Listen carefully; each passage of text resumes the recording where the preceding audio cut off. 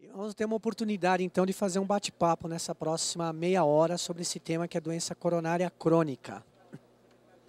Vocês acham esse tema interessante, importante ou tem coisa mais emocionante? Eu vejo que nós temos aqui dois estudantes, né? Rodrigo, o que você acha de mais emocionante para um médico jovem? Infarto, claro! Todo médico jovem, todo residente, ele gosta de emoção. Ele gosta de infarto, parada, arritmia. No que ele está muito certo, né? Aliás, muitas vezes essas doenças são aquelas que você realmente tem a sensação de estar salvando vidas, não é isso? Porque ele chegou em parada e ele saiu da parada, ele tinha um infarto, aquele eletro melhorou. Então, realmente, isso é muito emocionante, né? Mas, levando em conta que todo indivíduo que infarta, depois da fase aguda, ele vira um quê? Vira um crônico, né? E que, a princípio, existem, então, muito mais crônicos do que agudos, né? Então, por isso que quando a editora Manoli montou essa programação, que contemplou diversas áreas da cardiologia, válvula, hipertensão, alguns podem ter estranhado, pô, mas botaram muita gente de doença coronária crônica, né? E foi um tanto proposital, porque realmente é uma doença muito prevalente no nosso meio. E apesar de vocês muitas vezes não terem essa sensação, né, do médico jovem que eu salvei essa vida, ao contrário, tem muita coisa a fazer, né? Quem de vocês aí faz consultório? Levanta a mão. Bastante gente faz consultório, né? Por que vocês, então, estudantes, agora as outras, vocês são médicos? Qual o motivo de vocês serem médicos? Não é ganhar dinheiro atualmente, é o que dizem, né? Fala, Daiane. Salvar vidas, isso. Então, na verdade, nós como médicos, na verdade, queremos que as pessoas vivam muito e que vivam bem. É isso que a gente faz no final das contas, que as pessoas vivam muito e vivam bem. E qual é a doença que mais mata atualmente? Qual é a doença que mais impede que você viva muito? Doença aterosclerótica, doença cerebrovascular e doença coronária. E qual é uma das doenças que mais leva à perda de qualidade de vida, aposentadoria precoce atualmente? Doença aterosclerótica. Então, vou dar um número para vocês. Vocês devem ter visto que recentemente o Ministério da Saúde soltou um chamado Programa de Saúde do Homem, né? Como é que é a curva de mortalidade de qualquer população? Em termos de idade, é uma ascendente, né? Uma reta. Quanto mais velho, mais gente morre. No Brasil, essa curva de mortalidade nos homens faz isso. Existe um pico de mortalidade. E esse pico de mortalidade é na meia-idade. Olha que coisa cruel, né? Quando o indivíduo está mais ativo profissionalmente, quando ele tem filhos pequenos, tem uma família para sustentar, é o momento que ele fica doente. Ele deixa de contribuir para a sociedade, ele deixa de estar presente para a sua família. Então, já que eu vi a discussão que o Lu, que me antecedeu, teve com vocês, eu queria então levar agora, dentro dessas missões, para dentro do consultório, que tipo de doente que nós atendemos nos consultórios, atendemos nos ambulatórios. Que tipo de doentes que vocês atendem?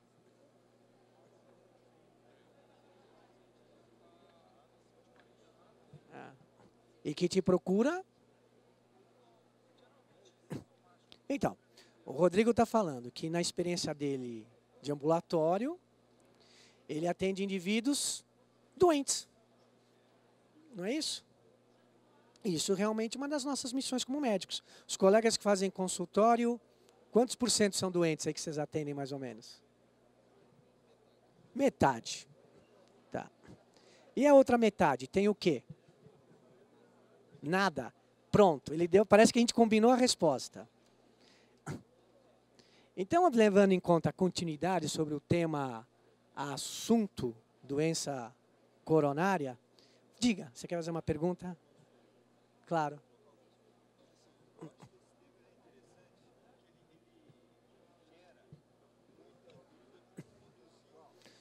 Exatamente.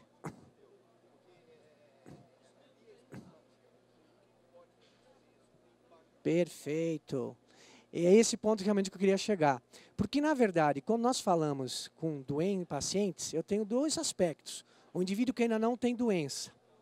E a minha atitude sobre ele é de prevenção, que nós chamamos de prevenção primária. E tem um aspecto do indivíduo que já é doente, eu tenho que tratá-lo, certo? Só que dentro desse indivíduo que já é doente, eu tenho que tratá-lo, eu tenho dois tipos distintos do doente. Um que já tem a doença estabelecida, que já nos procura, por exemplo, com angina, com uma prova funcional tipo teste ergométrico alterada. Mas existe um outro tipo de indivíduo muito perigoso, que atualmente a gente vem comentando muito ele, que a gente chama do aparentemente saudável. Então eu tinha uma proposta com vocês, mas logicamente uma proposta, vocês fiquem à vontade, está aberto para qualquer pergunta que vocês queiram fazer, mas acho que a gente, levando em conta o que está continuando aqui de discussão, a gente dividir nesses dois tópicos. A tua questão de como tratar o já doente e como identificar aquele que é doente, mas eu não sei. O que vocês acham dessa proposta? Tá bom para vocês? Estratificar o risco. Então vamos começar com aquele que a gente não sabe que é doente? Será que esse indivíduo é importante? O que vocês acham? É frequente? Buscar prevenção. Mas é frequente indivíduo que tem doença coronária e não sabe? Sim ou não? Na opinião de vocês. Então vamos lá, já que vocês gostam de infarto, quantos pacientes que vocês atendem com quadro coronário agudo, tipo infarto, que contam para vocês que já conhecem a doença? Eu vou dizer que metade dos indivíduos que descobrem a doença coronária, pelo menos metade, descobre com evento agudo. Então isso levanta uma questão. Puxa vida, será que não tinha como eu identificar esse indivíduo e evitar esse evento agudo? Porque esse evento agudo pode ser fatal. Esse evento agudo pode destruir o coração dele, ele evolui para uma insuficiência cardíaca. É o tal que morre precocemente ou aposenta precocemente. E isso realmente é percebido, né? Na prática, que a gente pega indivíduos que, não é que seria uma surpresa ele ter doença coronária, mas que não havia nenhum prenúncio de um evento agudo, né? Desculpa, o teu nome? E aí? Como que, dá uma dica aí de como que a gente pode identificar esse indivíduo? Você já me respondeu.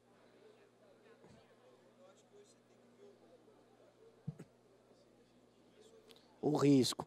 Isso. Então, o que ele está dizendo para mim, gente, em outras palavras, é um check-up normal. Quer dizer que o cara não tem nada? Então, principalmente para vocês que são mais jovens, essa é uma questão bem interessante, né? Como é que eu avalio, então, a possibilidade, o risco do indivíduo aparentemente saudável? Eu gosto dessa expressão, estou insistindo nela com vocês, ter risco de um evento cardíaco, de infarto, alguma coisa assim. Vocês têm alguma sugestão? Diga, você.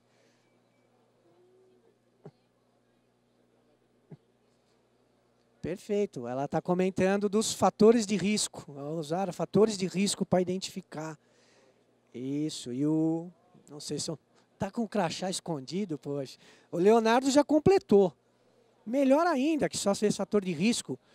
Eu pego estudos epidemiológicos, vejo o impacto dos fatores de risco, transformo num método matemático que eu chamo de score de risco. Perfeito. Legal. Então, que nem ela comentou, existem diretrizes, recomendações para a gente identificar esse indivíduo realmente, né? Existe a americana, a europeia e nós temos a brasileira. Eu, particularmente, acho que a melhor é a brasileira. E não é porque nós somos brasileiros, não. Eu acho que essa diretriz brasileira, a última de 2006, vocês lembram o título dela? Prevenção de aterosclerose. É.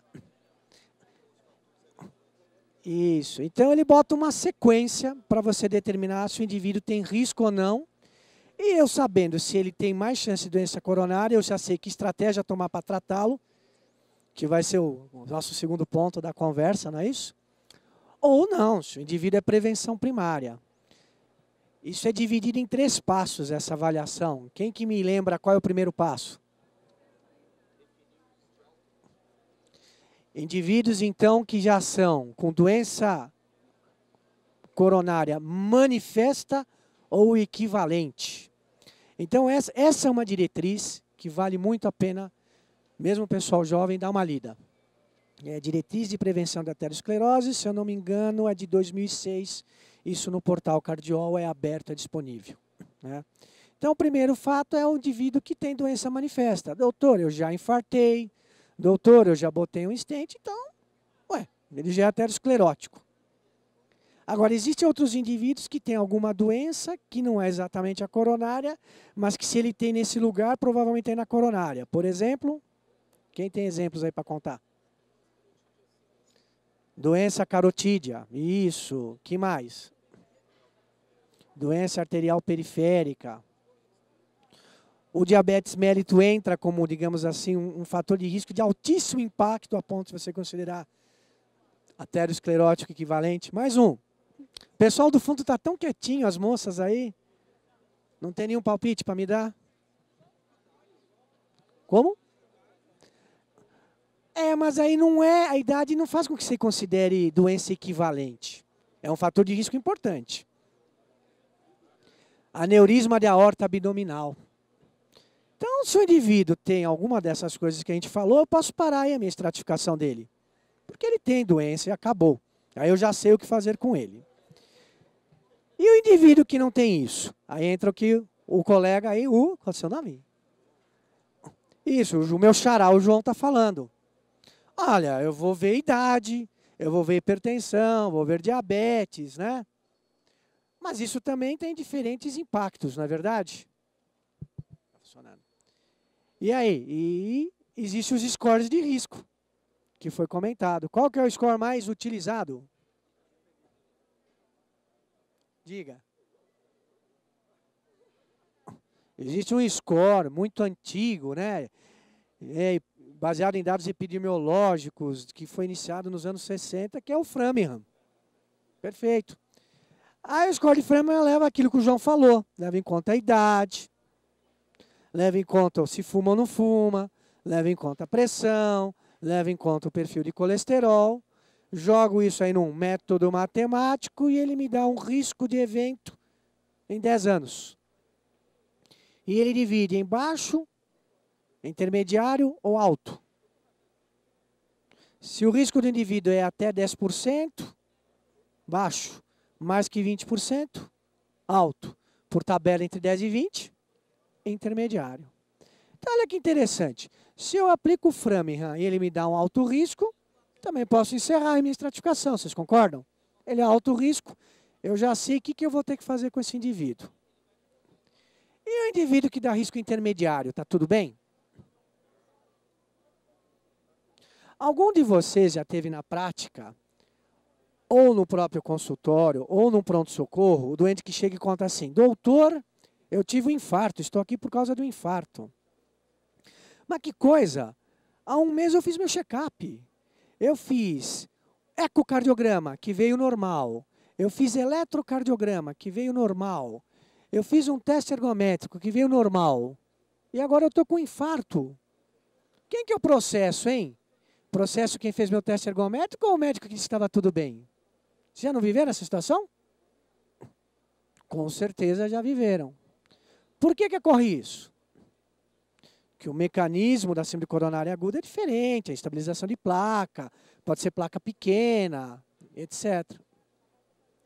Então isso gerou até um termo que chama hiato da detecção do Framingham. E esse ato de detecção é aquilo que eu comentei. 50% dos pacientes que têm evento agudo estão como risco intermediário. Aí surgiu a sacada. Puxa vida, o Framingham é bom, mas eu tenho que melhorar o Framingham. E surgiu, então, dentro da nossa diretriz, a história de eu aplicar a esses doentes, que deu como risco baixo ou risco intermediário, a terceira etapa da estratificação, que são fatores agravantes. Que são aqueles novos fatores de risco que a gente identificou mais precocemente. PCR,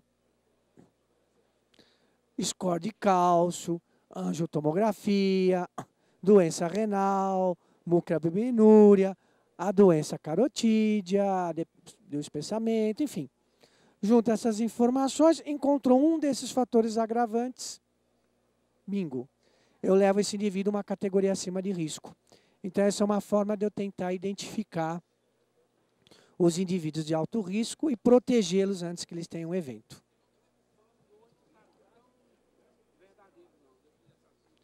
O Framingham, na verdade, ele é importante, ele é um score mais utilizado, mas na evolução percebeu-se que ele é incompleto. E uma das formas, então, de otimizar a acurácia desse score de risco é essa estratégia de somar esses novos conhecimentos de fatores de risco, que são chamados fatores agravantes. Então, vale a pena aplicar o Framingham? A resposta é que sim, não é no achômetro, né? Eu pego o Telêmaco, quantos anos você tem? Ah, ele é muito novo, vou pegar eu, que tenho 45. Eu vou no consultório de vocês, tenho 45 anos, e aí? Eu pareço saudável para vocês? Acho que não estou tão mal, né? Garotão, obrigado, Júlio. Não, saradão também não. Bem, aí, obrigado, obrigado. Por favor, meninas do fundo, repitam o comentário, né? Então, por isso que a gente usa esses fatores agravantes, é uma estratégia. E isso foi contemplado pelas primeiras vezes na diretriz brasileira. Então, essa diretriz vale a pena vocês lerem. Tá? Alguma questão sobre isso? Fala, Júlio.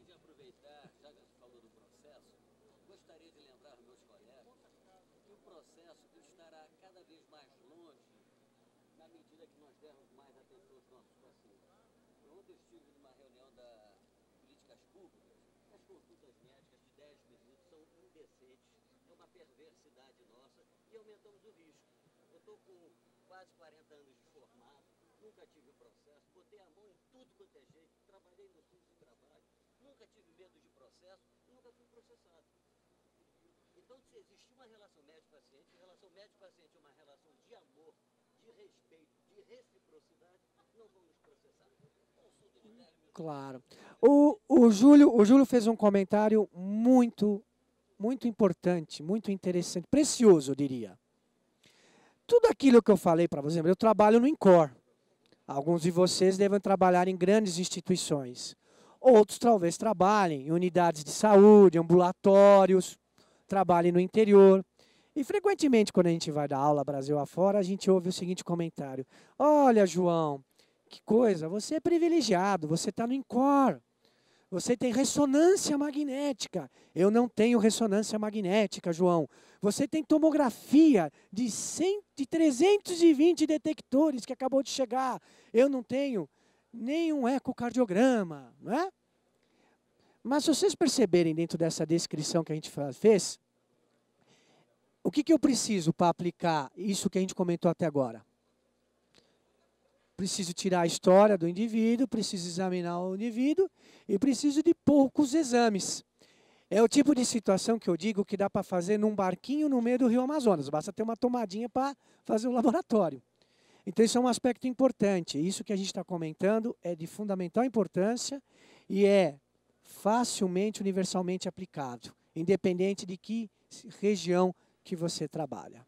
Tá? Então, esse realmente é um comentário interessante. Diga, João.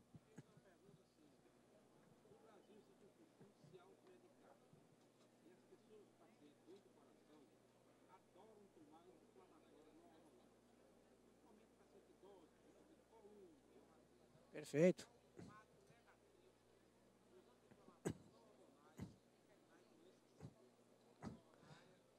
Perfeito. A questão do João é sobre, já que existe uma imensidão, existem milhões de indivíduos com doença coronária, e com o envelhecimento da população, muitos desses indivíduos têm outras doenças que levam à necessidade de utilização de anti-inflamatórios. Qual é o risco dessa interação? Né? Realmente, o que está muito bem determinado é em relação aos anti-inflamatórios do tipo COX. Esses não devem ser utilizados. Existem alguns detalhes. O risco trombótico maior de infarto e AVC em pacientes ateroscleróticos usando esses inibidores da COX foi grande, foi enorme, a ponto de eles estarem sendo proibidos e acabando paulatinamente sendo retirados do mercado, se relacionou principalmente ao uso crônico. Não tinha com uso agudo. Eu tive uma torção do joelho, tomei 2 dias esse anti-inflamatório e com isso eu infartei. Geralmente foram com uso crônico. Mas, de qualquer forma, praticamente essas drogas foram retiradas do mercado. Então, eu e o João, que temos um pouquinho, e o Júlio tem um pouquinho mais de tempo, Na verdade, a gente voltou para a nossa receita antiga de anti-inflamatório, porque todos esses novos anti-inflamatórios, ditos como mais modernos, acabaram sendo retirados do mercado. Esses anti-inflamatórios que não agem nessa via do COX e que não se relacionam, portanto, a trombótico, do ponto de vista coronário, eles não implicam em risco maior. Tá? Então, quanto a isso, a gente fica mais tranquilo. O risco vai ser estômago, rim e por aí vai embora. Diga, Telêmaco.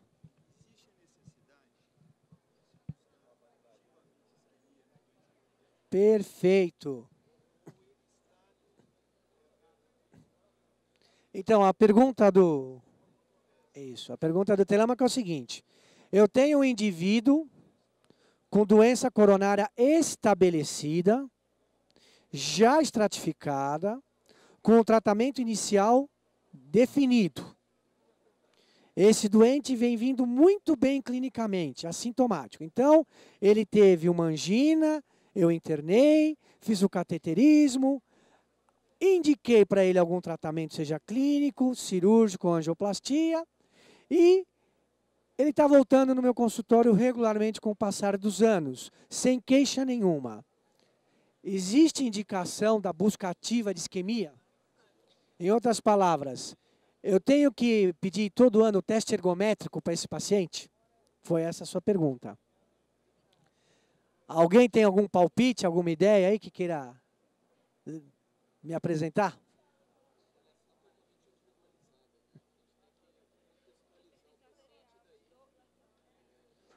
Uma atitude personalizada, ótimo. Outra ideia? Ô, meninas do fundo, vamos lá, uma ideia aí.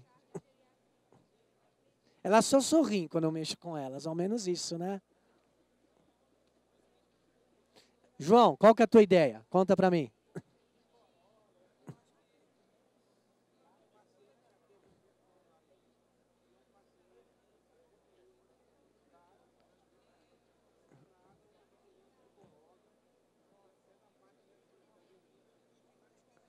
Investigar de tempos em tempos. Ah, certo. Oh, esse é um tema legal, isquemia silenciosa, é um tema legal. E aí, Júlio? Pede ou não pede teste ergométrico todo ano?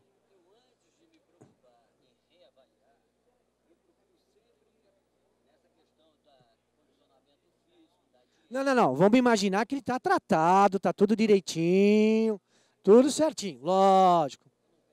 Ele não pede. Quem dá mais? Leilão aqui. Ah, Luci? Tá tão quietinho aí? Tá certo.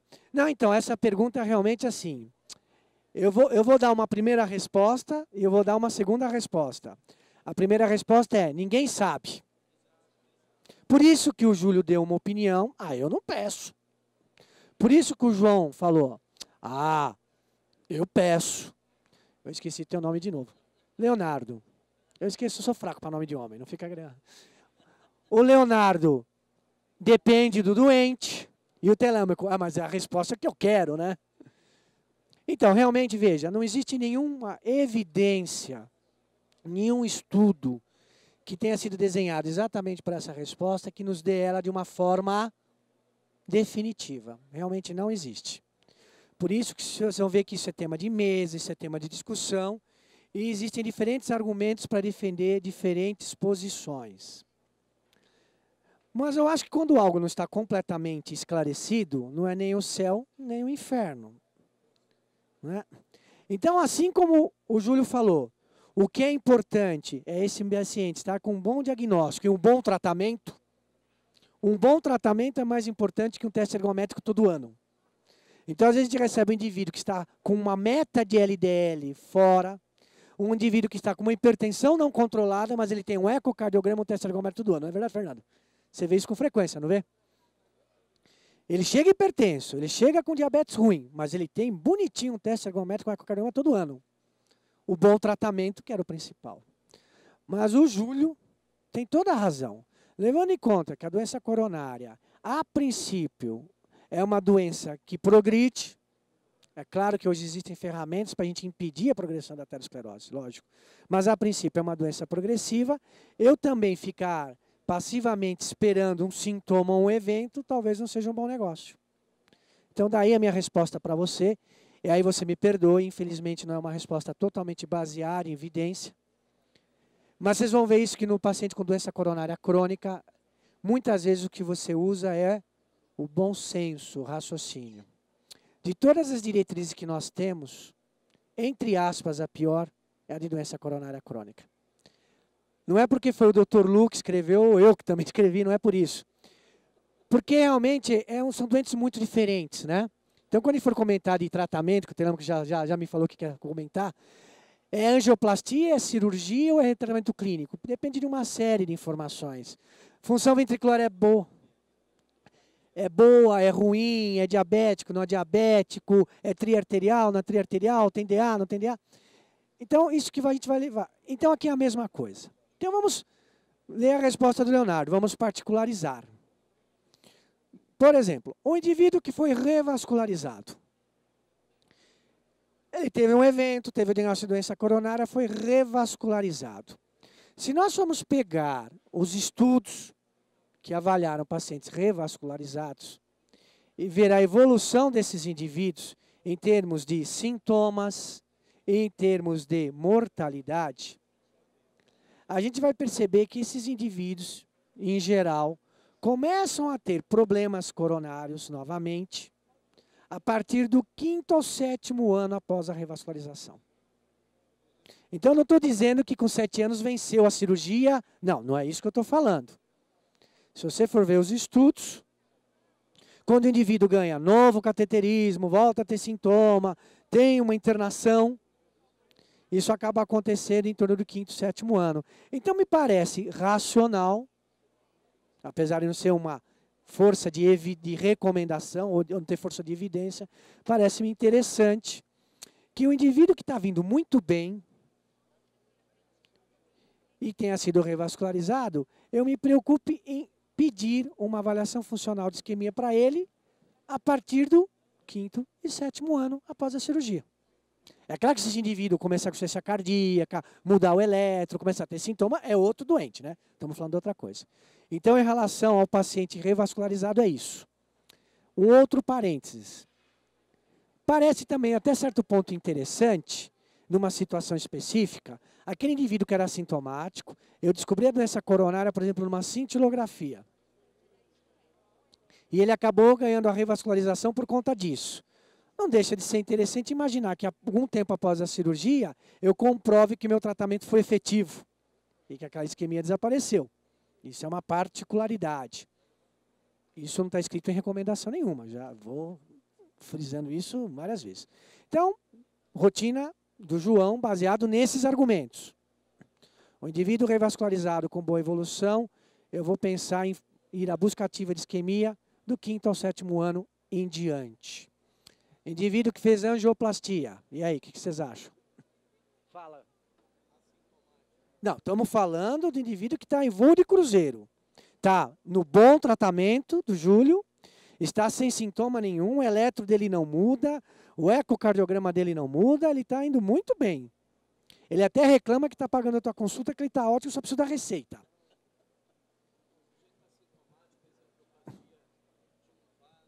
Não importa, fez a angioplastia. Não, veja. Ele tem fatores de risco que estão controlados. Ele está no bom tratamento do Júlio. E aí? A revascularização, consegui responder um pouquinho a tua pergunta? Você pode ouvir outras respostas, com outros argumentos. Estou sendo sincero com você. E a angioplastia? 1 ano. Então, ele faz com 1 ano. E o Júlio já falou que não faz. O Júlio, né? O João faz. Então, por que 1 ano?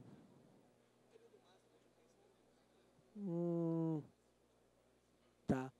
Então, eu vou fazer uma observação agora. Conceitualmente, restenose é o quê? Eu vou mudar a pergunta. Isso, proliferação intimal. Restenose e trombose é a mesma coisa? São coisas diferentes. As duas coisas podem acontecer pós uma angioplastia. Conceitualmente, restenose é um processo relacionado ou ao componente elástico da artéria ou acometimento de proliferação neointimal, que ocorre conceitualmente até os 6 primeiros meses. A questão de 1 ano é a questão da trombose muito tardia, ou da trombose tardia, relacionada aos estentes. Está muito discutido atualmente por conta dos estentes revestidos, dos estentes medicamentosos, por quanto tempo deve se manter a dupla antiagregação plaquetária, certo?